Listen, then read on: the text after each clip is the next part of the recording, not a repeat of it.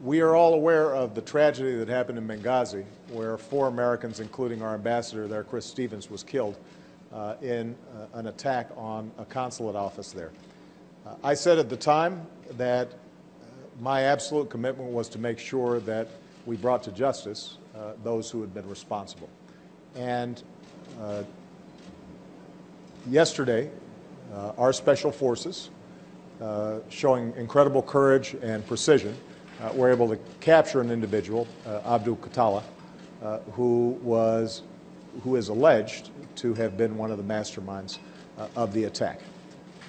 And there are a lot of dangers out there and a lot of challenges, and our diplomats serve with incredible courage and valor in some very difficult situations. They need to know that this country has their back and will always go after anybody who goes after us. Now,